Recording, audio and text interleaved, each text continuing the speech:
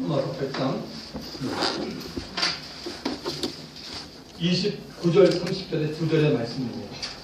짧은 말씀이기 때문에 우리 한번 여러분 성경을 펴놓으시고 249페이지에 있습니다. 249페이지 우리 한번 한 목소리로 같이 읽도록 하겠습니다. 시작. 하나님이 미리 아신 자들 또한 그 아들의 형상을 본받게 하기 위하여 미리 정하셨으니 이는 여러 많은 형제 중에서 마자들이 되게 하려 하셨으니 또 미리 정하신 그들 또한 부르시고 그러신 그들 또한 의롭다 하시고 의롭다 하신 그들 또한 영화롭게 하셨느니라. 아멘. 자, 오늘의 말씀의 제목은 나를 향한 하나님의 계획 2편입니다. 자, 본문 29절을 천천히 보시면은 하나님이 미리 아신 자들을 또한 그 아들의 형상을 본받게 하기 위하여 미리 정하셨으니 이는 그런 많은 형 중에서 마자들이 되게 하려 하심이라고 말하고 있습니다. 하나님께서 미리 아신 자들이 있다고 말합니다. 이 말에 대하여 우리들은 하나님이 미리 안 자들이 누구며 하나님이 언제부터 이들을 알고 있었을까라는 질문을 하게 됩니다. 본문에는 하나님이 미리 안 자들을 하나님이 정했다라고 말합니다. 하나님이 미리 안 자들을 정해 놓았기에 이 정함에는 하나님의 강한 의지가 포함되어 있습니다. 하나님이 알고 정했기에 사람은 여기에 대해서 이렇다 저렇다 말할 자격이 없습니다. 하나님이 알고 정한 것은 하나님의 권한입니다. 성경은 이것을 하나님의 주권이라 말합니다. 하나님이 주권을 사용할 때는 그 누구에게도 물어보거나 하지 않습니다. 왜냐하면 하나님은 전지하신 분이고 전능하신 분, 실수가 없으신 완전한 분이기 때문입니다. 로마서 9장에서는 지금 여러분 8장을 보시는데 여러분 넘겨 9장을 봐도 좋아요. 9장에서는 하나님의 주권에 대해 잘 설명을 해주고 있습니다. 하나님이 모세에게 내가 긍휼히 여길 자를 긍휼히 여기고 불쌍히 여길 자를 불쌍히 여기리라고 말합니다. 이 말은 사람이 원한다고 그 사람을 긍휼하게 여기는 것이 아니고 하나님이 원하면 그 사람을 긍휼히 여겨주신다는 겁니다. 하나님이 모세를 사용해서 애굽에 10가지 재앙을 내리기로 정합니다. 매번 애굽의 재앙이 임할 때마다 애굽의 왕 바로가 법석을 떨며 금방 애굽의 종으로 살고 있는 이스라엘 백성을 놓아줄 것 같았습니다. 그런데 바로는 모세의 지팡이를 통해 나오는 하나님의 능력을 보고 두려워하면서도 이스라엘 백성을 결코 놓아주지 않았습니다. 왜 그랬을까요? 로마서 9장 17절 18절에 답이 나옵니다. 성경이 바로에게 이르시되 내가 이 일을 위하여 너를 세웠으니 곧 너로 말미암아 내 능력을 보이고 내 이름을 온 땅에 전파되게 하려 함이로라 하셨으니 그런즉 하나님께서 하고자 하시는 자를 긍휼히 여기시고 하고자 하시는 자를 강팍하게 하시느니라. 이 말의 의미는 이런 겁니다. 하나님은 10가지 재앙을 일으키지 않고 한 가지의 재앙으로도 애굽왕 바로를 항복하게 만들 수 있고 하나님 택한 이스라엘 백성들을 모세의 손에 의해서 다 데리고 나올 수 있었습니다. 그러나 하나님은 더 오랜 시간을 두고 자신의 이름과 능력을 보이기를 원했기에 10가지의 재앙을 애굽에 쏟아부은 것입니다. 하나님 자신의 능력과 이름을 애굽의 모든 사람들과 주위 나라에 있는 모든 사람들에게 알리기 위해서 하나님은 한 가지 일을 하셨습니다. 바로가 하나님의 능력을 보고 즉시 항복하는 것을 막으시는 일입니다. 그래서 하나님은 바로의 마음을 완강하게 강팍하게 만들었어요. 마음이 강팍해진 바로는 애굽에 내리는 하나님의 재앙을 보고 두렵고 무서워했지만 계속 모세에게 명령한 하나님의 말씀을 듣지는 않았습니다. 하나님이 볼 때 바로가 몇 가지 재앙을 보고도 가만히 있으니까 하나님은 계속 더 심한 재앙을 내렸던 것입니다. 성경은 바로의 마음이 강팍하게 된 것이 하나님의 주권이라 말하고 있습니다. 하나님께서 정하셨기에 바로의 마음은 강팍하게 돌같은 마음이 된 것입니다. 또 다른 하나님의 주권을 보겠습니다. 이삭의 아내 리브가가 이삭으로 인해 아이를 잉태합니다. 하나님을 리브가가 알기 전에 너의 태 속에 있는 아이는 쌍둥이라고 하나님이 말해줍니다. 그리고 쌍둥이 가운데 형인 큰 자가 에서가 동생인 작은 자 야곱을 섬기게 될 것이라고 예언하셨습니다. 성경은 여기에 대해서 이렇게 말합니다. 로마서 9장 11절 그 자식들이 아직 나지도 아니하고 무슨 선이나 악을 행하지 아니하는 때 택하심을 따라내는 하나님의 뜻이 택하심을 따라내는 하나님의 뜻이 행위로 말미암지 않고 오직 부르시는 얘기로 말미암아 쓰게 하려 하사 이삭의 쌍둥이 에서와 야곱이 태어나지도 않았고 또 이 쌍둥이들이 살면서 선이나 악을 행하지도 않았는데 하나님은 일방적으로 먼저 택했다는 겁니다. 하나님의 택하심은 하나님의 뜻이라고 합니다. 하나님이 택해 놓은 것은 그 누구도 바꿀 수 없습니다. 하나님 자신도 바꾸지 않습니다. 이것이 하나님의 주권입니다. 하나님의 주권이란 하나님이 모든 만물의 주인이요 원하는 대로 하는 권세를 받습니다. 앞으로 2015년부터 여러분이 개인적으로 또 성경을 통해서 성경을 보면서 여러분이 정말 이 하나님의 주권이란 이 큰 하나 라인만 정확히 알아도 여러분의 신앙은 예전에 비해서 많이 흔들리지 않을 겁니다. 근데 여러분이 하나님의 주권을 인정하지 않는다면 여러분의 신앙은 아무리 성경 공부를 많이 해도 어쩔 수 없이 흔들릴 수밖에 없습니다. 꼭 기억하시기 바랍니다. 하나님이 쌍둥이 가운데 야곱을 택해 놓았습니다. 야곱이 하나님을 택한 것은 알고 정해놓은 것입니다.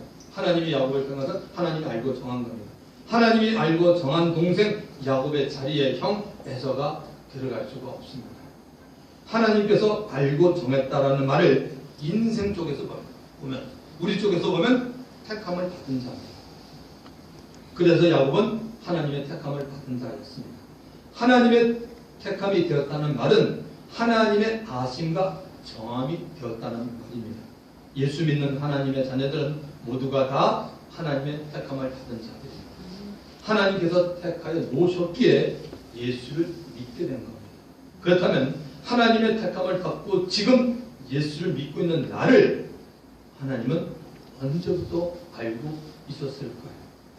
에베소서 1장 4절에 보면 곧 창세 전에 그리스도 안에서 우리를 택하사라고 말하고 있습니다. 하나님은 이 세상 만물을 창조하기 전에 그리스도 예수 안에서 나를 택하고 있었습니다.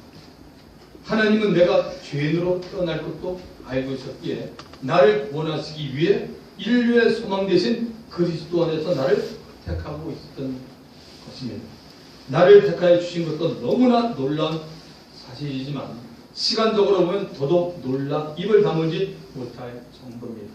이 우주 만물을 만들기 전 시간을 알 수 없는 어떤 때 나를 택하여 놓았다는 사실입니다. 이렇게 창세전부터 그리스도 안에서 나를 택하신 하나님이 나에 대한 계획과 목적이 있지 않고서야 왜 나를 택하였을까요? 그렇다면 나를 위해 하나님은 어떤 계획을 가지고 있을까요? 그 아들의 형상을 본받기 위한 계획을 가지고 있다고 본문 29절을 말하고 있습니다.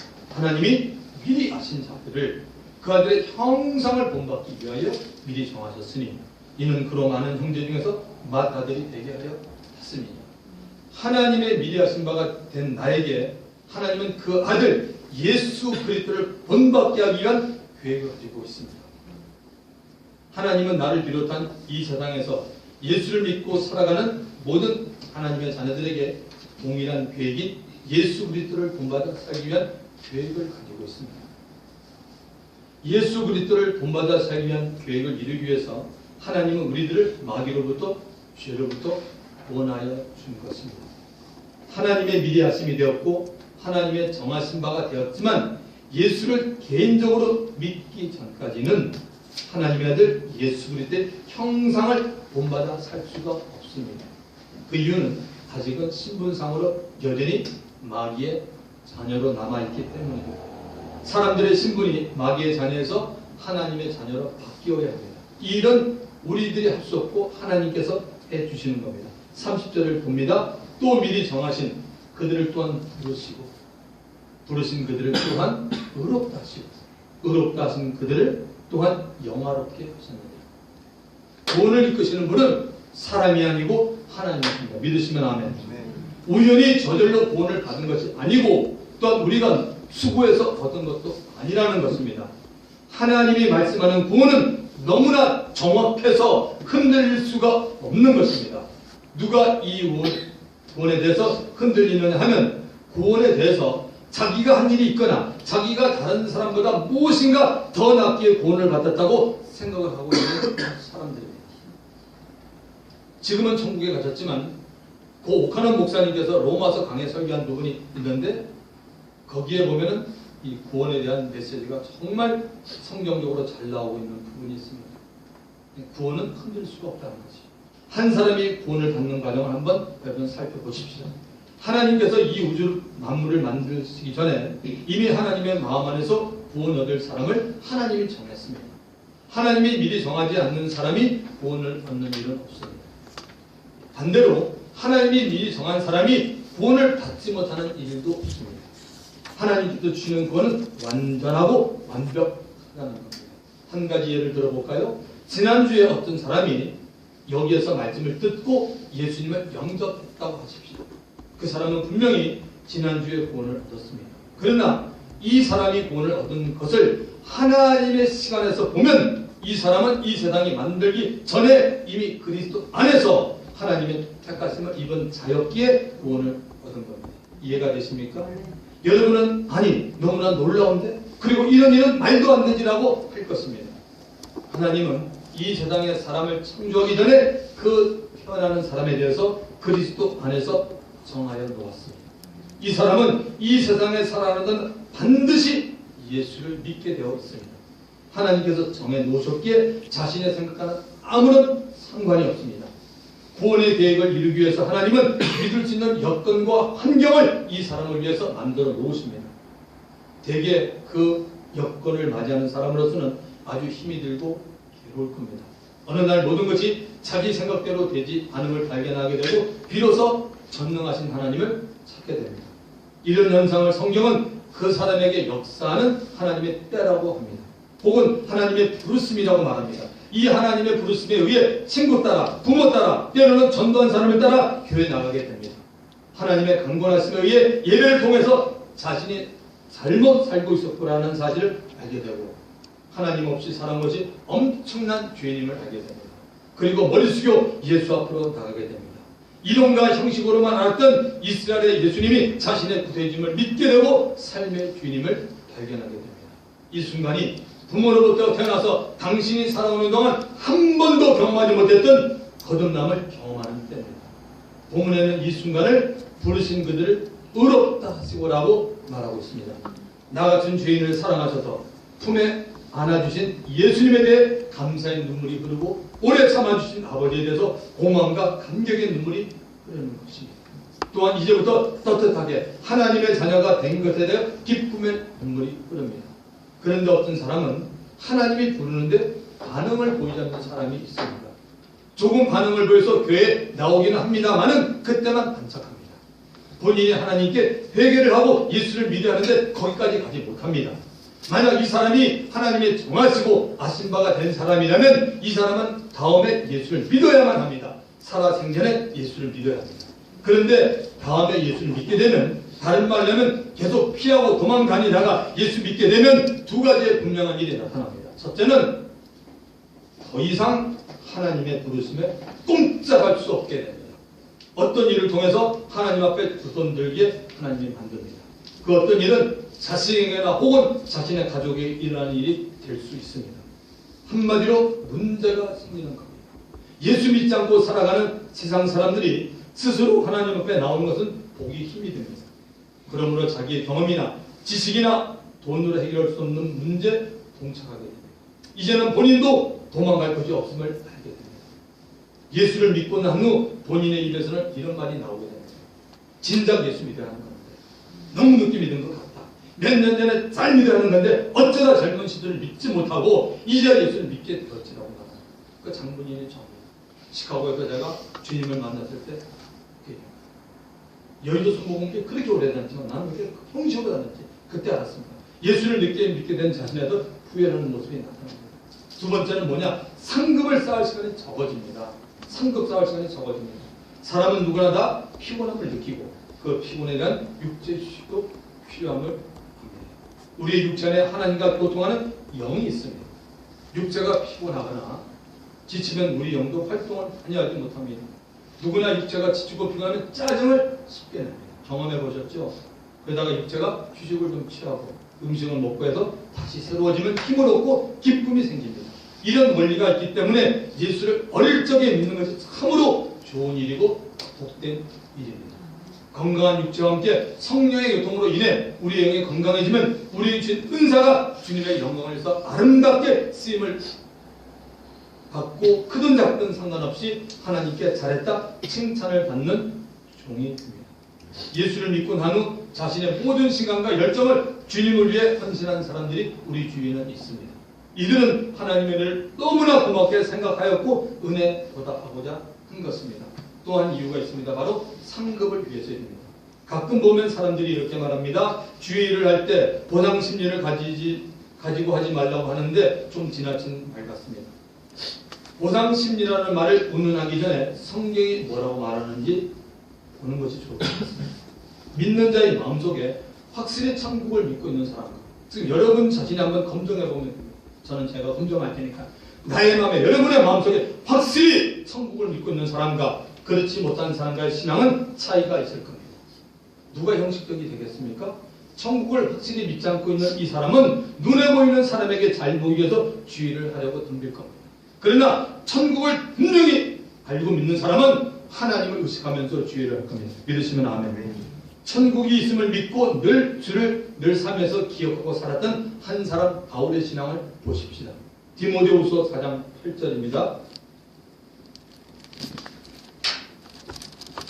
이제부로는 나를 위하여 의의 멸류관이 예비되었습니다. 누구를 위하여? 바울 자신을 위하여 의의 멸류관이 예비되었으므로 상급입니다. 의의 멸류관. 주곧 의로우신 재판장이 그날에 내게 주실 것이며 내게는 아니라 주의 나타나심을 사모하는 자에게도. 바울은 분명히 확실히 알고 신앙생활을 한 사람입니다. 바울은 자신을 위하여 의로우신 재판장이신 하나님께 의의 멸관을 받게 될 날이 주님 앞에 서는 날임을 분명히 알고 있었다는 사실입니다. 사랑하는 성도 여러분, 좋습니다. 저와 여러분들은 누구를 위해서 신앙생활을 하고 있습니까? 우리 모두는 다 주님을 위해서 신앙생활을 하고 있습니다. 이 말을 더 구체적으로 말해보면 나를 위해서 신앙생활을 하는 것입니다. 나를 위해 신앙생활을 하는 것은 내게 주신 사명을 감당하는 것입니다. 개인 이성태 목사에게 주신 사명은 주님께서 저에게 보내주신 여러분들을 하나님 앞에 바로 세워드리는 일입니다. 제가 사명을 위해서 열심히 일하면 저에게도 유익한 신앙이 되지만 만약에 게으르게 적당하게 하면 무익한 신앙이 되고 맙니다. 무익한 신앙이 되면 하나님께서 주시려고 준비하신 상급을 잃어버리는 어리석은 종이 됩니다. 우리 모두 주님이 우리를 위하여 준비하고 있는 상급을 받을 수 있는 지혜로운 분들이 다 되기를 주 이름으로 축원합니다. 예수님을 닮는 삶이란 무엇입니까? 예수님이 이 세상에 살았던 삶입니다. 예수님도 이 세상에서 33년이라는 세월을 썼습니다. 예수님은 자신의 육체의 부모를 공경하며 살았고 영으로 계신 하늘에 계신 하나님도 경외하며 살았습니다. 예수님은 하나님 아버지의 뜻을 행하기를 기뻐했습니다. 예수님은 신앙의 순서를 바로 알고 그대로 행하셨습니다. 너희는 먼저 그의 나라와 그를 구하라. 그러면 이 모든 것을 더하시라고 마태복음 6장 33절의 말씀이 가지고 살았던 사람입니다. 예수님은 사람들을 외모로 판단하지 않았습니다. 예수님은 영적으로 살았습니다. 목수일을 하시면서도 시간이 나는 대로 말씀을 암송하셨음을 알 수 있습니다.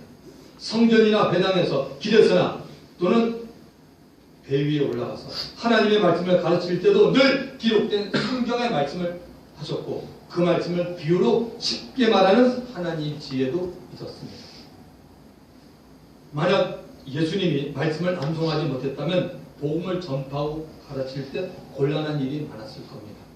자신이 암송한 구약의 말씀으로 자신에 대해서 아버지에 대해서 말씀하였고 기도 생활도 게으르지 않았습니다. 예수님이 공생애를 시작하기 전에도 늘 기도 생활했던 것을 알 수 있습니다. 예수님이 기도할 때 습관을 따라 기도했다고 말하고 있기 때문입니다. 누가복음 22장 39절부터 40절에 보면 예수께서 나가사 습관을 따라 감난산에 가시매 제자들도 따라갔더니 그곳에 이르러 그들에게 이르시되 유혹에 빠지지 않게 기도하시고 라고 말하고 있습니다. 예수님은 공생애를 시작하기 전에 그저 30년이라는 세월을 목수일에만 보내신 것이 아니라는 말입니다. 하나님의 일을 위해서 준비하고 훈련을 하고 계셨다는 것입니다. 예수 그리스도를 닮아가기 원하시는 하나님의 계획에 합당한 자가 되려면 두 가지의 삶이 여러 번 필요합니다. 첫째는 뭐냐면 겸손히 하나님 아버지의 뜻에 순종하며 사는 삶. 그냥 순종이 아니라 겸손히 하나님 아버지의 뜻에 순종하며 사는 삶입니다. 두 번째는 하나님의 일을 하면서 사는 삶이 바로 예수님을 닮는 삶입니다.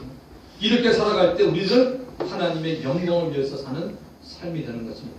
겸손히 아버지의 뜻에 순종하면서 살기 위해서 우리들은 말씀을 통해서 변화를 받아야 합니다. 변화를 받지 못하면 하나님 뜻에 결코 인간 누구도 순종할 수 없습니다. 우리 안에는 여러분 두 가지의 세력이 있는 거 아십니까? 하나님을 향하여 가고 싶은 영적인 소욕과 세상을 따라가고 싶어하는 육신의 소욕이 늘 우리 안에는 있습니다. 변화를 받지 못하고 신앙생활을 하면 영적으로 성장하지 못합니다. 다른 말로 하면 우리 안에 있는 육신의 소욕이 영적인 소욕을 삼켜버린다는 것이어서 점점 그 사람은 세상으로 나가게 되는 것입니다. 영적 성장이 일어나고 있지 않거나 멈췄다라면 형식과 이름만 있는 껍데기만 남아있는 크리스천이 됩니다. 말씀을 통해서 변화를 받아 삶에서 하나님의 거룩한 영광을 드러낼 수가 있습니다. 우리의 잘못된 성품도 고쳐지면서 주님을 닮아가는 사람이 됩니다. 말씀으로 변화를 받아 살려면 훈련을 받아야 합니다. 성경 공부만 한다고 해도 되는 것도 아닙니다. 자기 자신이 볼 때 감정이 기울인 사람은 이성적으로 좀 와야 됩니다. 그리고 또 너무 이성적으로 치우친 사람은 감정적으로 좀 와야 됩니다. 신앙의 모두 균형을 유지해달라는 말씀입니다. 마음은 뜨겁지만 머리는 차가워야 합니다.